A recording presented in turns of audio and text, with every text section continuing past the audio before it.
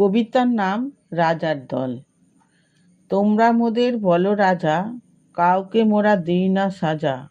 মাঘের শীতে মুকুল শাকে থাকি, বৈশাখে হই হুষ্টপুষ্ট। গরম কষ্টে সবাই রুষ্ট, নুন দিয়ে ছেঁচে খাবে নাকি? আচার এবং আমচুর খোকা খুকু লুকিয়ে খায় খালি। আম তেলে মুড়ি মেখে চাকুম চুকুম দারুণ লাগে ভারী।